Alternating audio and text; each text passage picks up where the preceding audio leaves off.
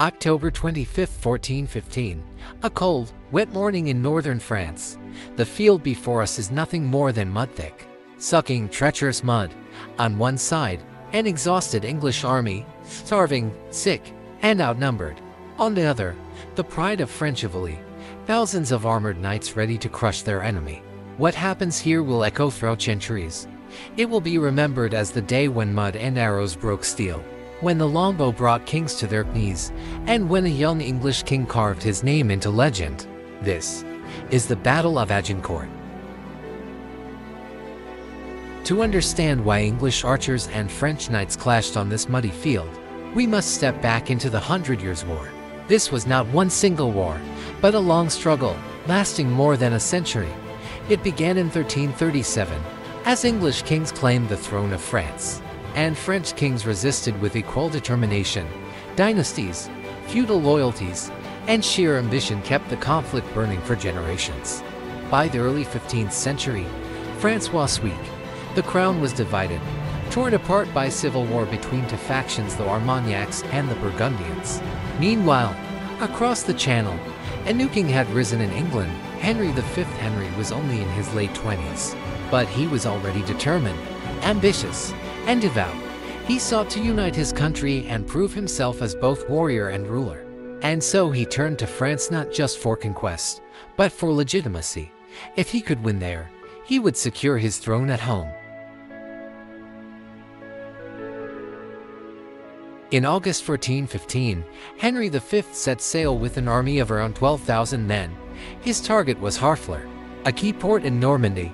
The siege dragged on for weeks, longer than Henry ever intended. The town eventually fell, but at a terrible price. Dysentery tore throughout the English ranks. Thousands died or were too sick to fight. By the time Henry left Harfleur, his army was reduced by nearly half, but Henry would not turn back. Instead, he chose a daring path. He would march his weakened army across France, from Harfleur to the safety of Calais. It was a gamble deep inside enemy territory, cut off from supplies, with the French mustering a massive host to stop him.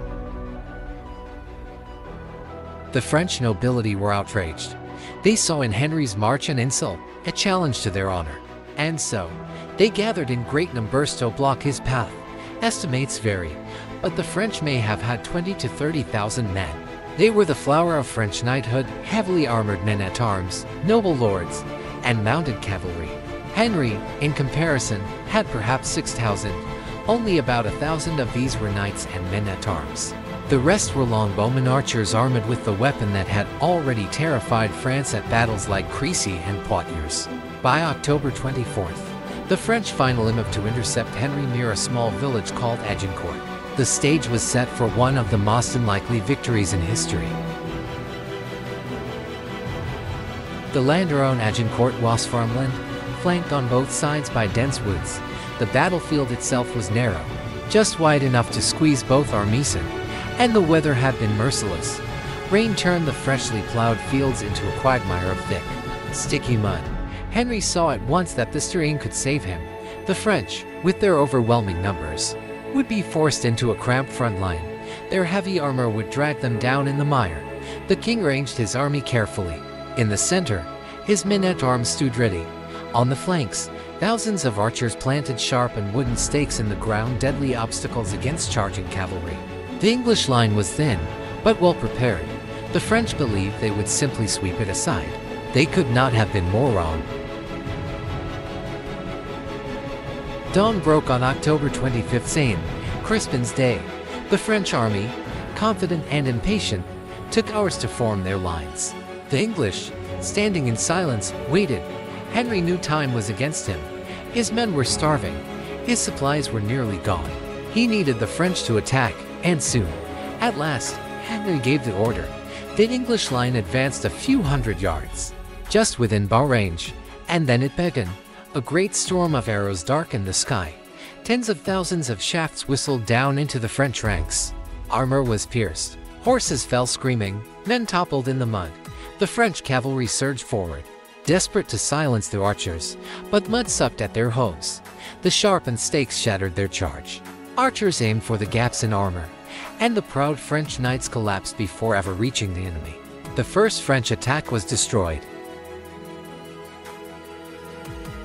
Then came the main assault. Thousands of French men-at-arms advanced on foot, shoulder to shoulder. Weighed down by plate and mail, the mud ran at their legs. The arrows fell thick as hail, but still they pressed forward. At last, they smashed into the English hinder. The fighting was brutal, close, and merciless. Blades rang against helmets. Shields splintered. Daggers sought out weak spots in armor. But the French were too tightly packed. Those at the front were crushed by few weight of those behind. Men slipped in the mud and were trampled. Some suffocated under piles of their own comrades. And then the archers, having fired their last arrows, drew swords, axes, and hammers. They waded into the melee, hacking and clubbing at the bogged-down French knights. The tide turned. The proud charge offense collapsed into slaughter. As the French lines broke, many knights surrendered. Captives were dragged to the rear, held under guard. But Henry now faced a terrible problem. More French forces threatened to regroup, while thousands of prisoners stood behind the English lines. If those captives rose up, the English will be surrounded. And so Henry made a ruthless decision. He ordered the mass execution of French prisoners. It was a shocking act, condemned even by some of his own men. But in Henry's mind, it was survival or annihilation. When the battle ended, the scale of French defeat was astonishing. Perhaps 6,000 French lay dead. Among them many of the highest nobles of the realm.